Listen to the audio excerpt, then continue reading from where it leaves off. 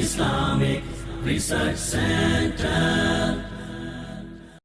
السلام علیکم ورحمت الله و برکاته. پروگرام خود را از طریق انٹرنیشنل اسلامک ریسرچ سینٹر اسٹوڈیو آغاز میکنیم. ان الحمد لله نحمده ونستعینه ونستغفره ونعوذ بالله من شرور انفسنا ومن سیئات اعمالنا. من يهده الله فلا مضل له ومن يضلل فلا هادي له. واشهد ان لا اله الا الله وحده لا شريك له واشهد ان محمدا عبده ورسوله.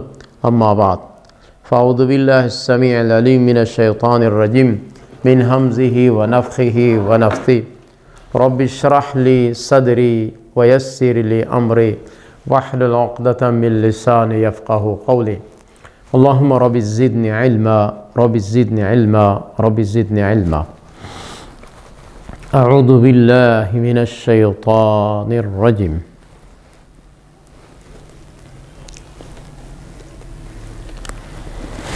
إنا أرسلناك بالحق بشيرا ونذيرا ولا تسأل عن أصحاب الجحيم. ولن ترضى عنك اليهود ولا النصارى حتى تتبع ملتهم. قل إن هدى الله هو الهدى ولئن اتبعت أهواءهم بعد الذي جاءك من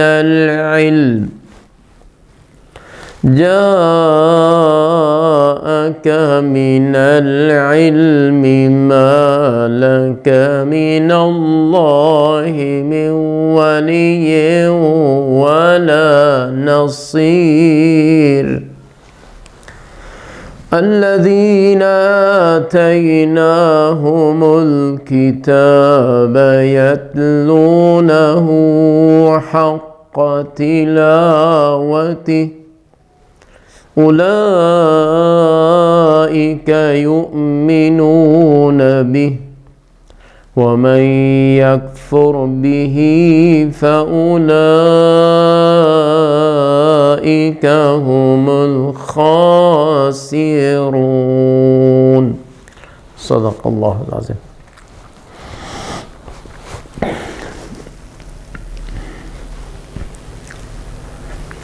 ولن ترضى عنك اليهود ولا النصارى حتى تتبع ملتهم.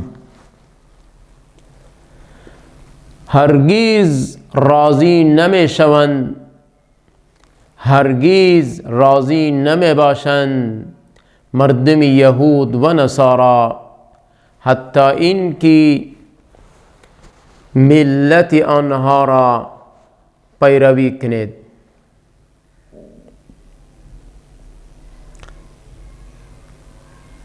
حتی این که ملتشان را پیروی کنی آنها راضی می شوند.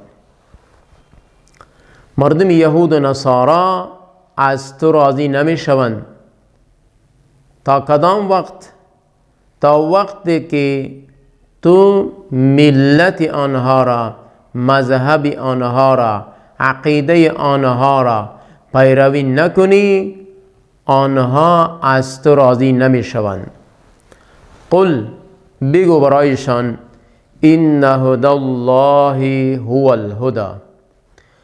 راه هدایت یقینا هدایت خداوند اصلی هدایت می باشد. برایشان بگو که هدایتی که از طرف خداوند است همین هدایت اصلی هدایت می باشد. ولئن اتبعت اهواءهم، اگر تو پیروی اینها را بکنی، متابعتی اینها را بکنی، با گفت قول حرکات سکانات اینها متبع و پیروکار شدی، بعد الذی جاءک من العلم، بعد از این که پیش تو آمد، نزد تو آمد وحی خداوندی، علم، نور الهی، وحی خداوندی مدلل از نگاه قرآن احادیث برایت ظاهر شد، معلوم شد که اینها متبع گفته خدا نمی کنن، نمی باشن، اینها از نگاه هوا خواهشات خود پیروی می کنن. لہذا اگر تو خطاب برای رسول اکرم صلی اللہ علیہ وسلم بعد از این که حق برایت ظاهر شد، معلوم شد، مدلل، بعد از این اگر دین اینها را، عقیده و خواهشات اینها را تو پیروی کردی، ما لک من الله من ولی ولا نصیر، برای تو از طرف خداوند کدام دوست و کدام مددگار نمی باشد.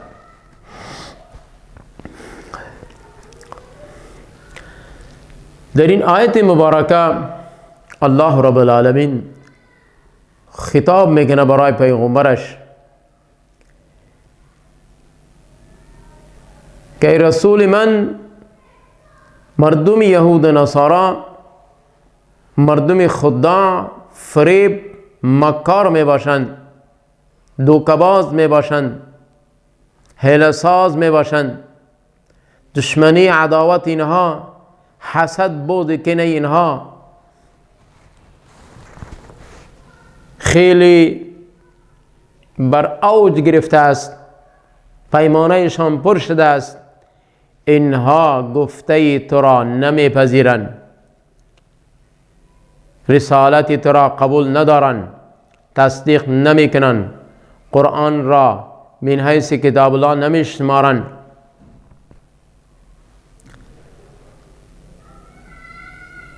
یک شرط در میان اینها که محمد صلی الله علیه و سلم اگر تو آن چیزی که ما میگوییم متبع پیرویکار میشی، گفته ما را قبول میکنی، ما همچنین با گفته تو پیروی تو میشویم. به این معنا که در گفتارت، در معاملاتت نرمی را اختیار کن، چیزی از طرف ما چشم پوشی نظر انداز بکن، چیزی از طرف جانبین، تا که در میانمان در معاشره هم هر دو جور شده این نظام را بچلانیم، بچرخانیم.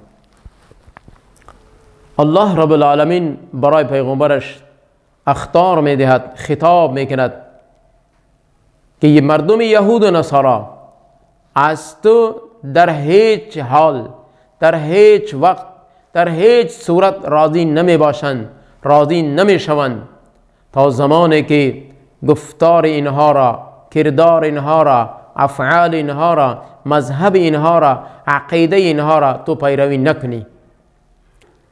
زمانی که با دنبال مذهب اینها دنبال شدی، عقیده اینها را پذیرفتی، اینها از تو راضی می شوند. لیکن الله رب العالمین ارشاد فرمود که برایشان بگو راه رشد هدایت، راه حق، راه نجات، وسیله نجات، آن راهی که است، آن هدایتی که از هدایت می باشد که از طرف خداوند است. هدایتی که از طرف خداوند است، راه مستقیم و راه نجات، وسیله نجات که هست در دنیا و آخرت، فقط هدایت می باشد که حقیقی هدایت می باشد از طرف خداوند.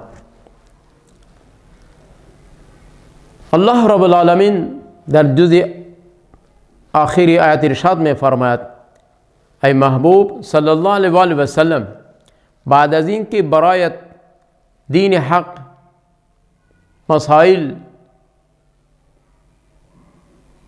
تمام قوانین اوامر همه معلوم شد، مدلل با دلایل ثابت شد، برایت علم آمد، وحی الهی برایت رسید، همه افعال افکار آنها را، خباثت مکاریت آنها را الله برایت ظاهر کرد، فهماندانان از طریق وحی.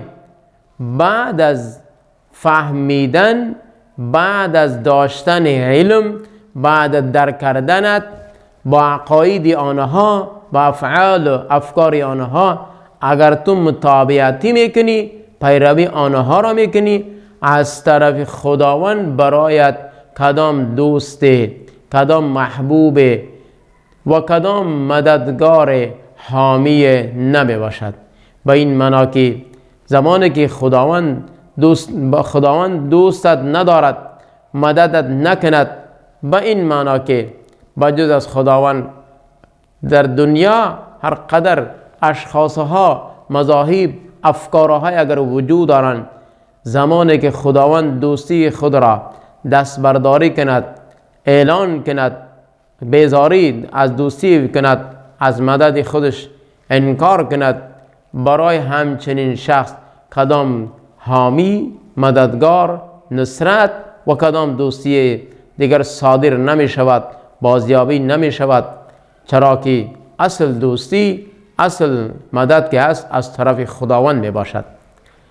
به این معنا که در هر دوره که این مردم با شما مسلمان ها کدام عهد و پیمانی بکنن، کدام معاملاتی را پیش رو می اندازند، اینها در معاملاتشان، در افعالها و منصوبه هایشان می خواهند که نرمی اختیار کرده شود.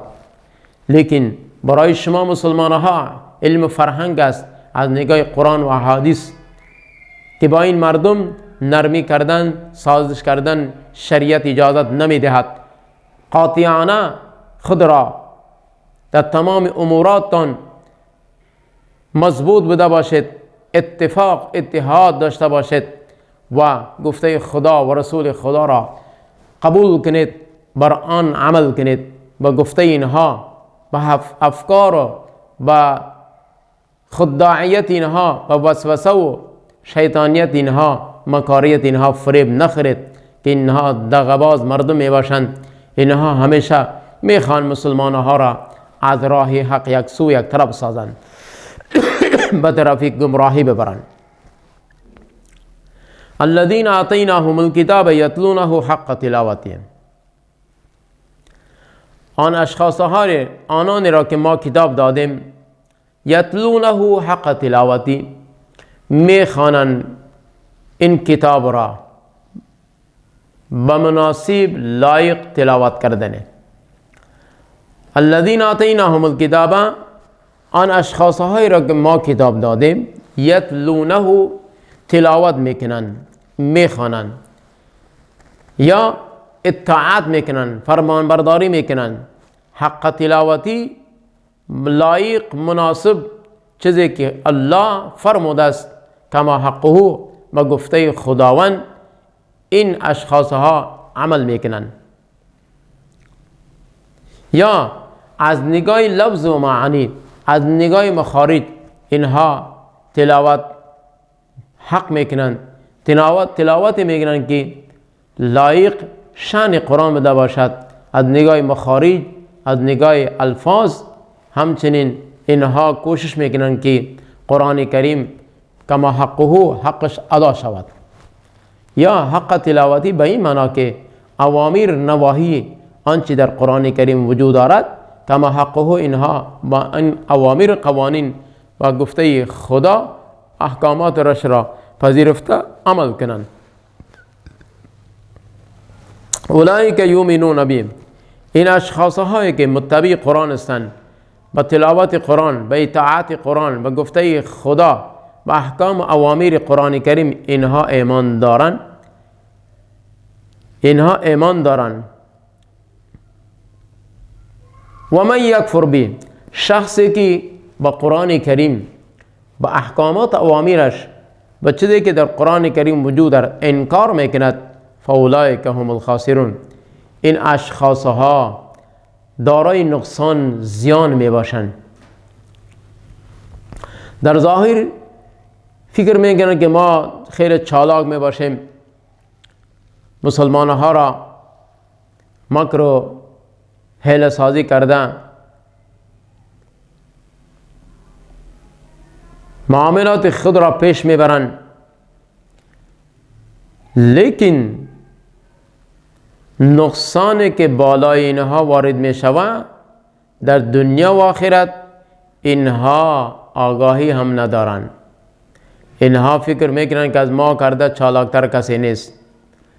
قرآن خدا را من حیث قرآن حقانیت ندانسته، اگر تلاوت هم بکنن تلاوت یک ظاهری با خاطری دوکه و فریب مکاریت تلاوتی نمیکنن که کما حق قرآن کریم را ادا بکنن، از نگاه لفظ، از نگاه معانی، از نگاه مفهوم، از نگاه اوامر و نواهی.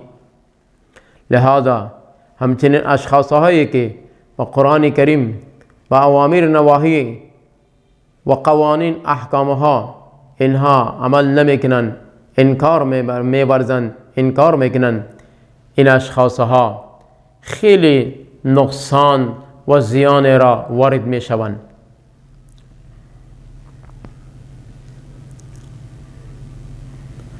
ومن الله التوفيق. أقول قولي هذا أستغفر الله لي ولكم ولسائر المسلمين.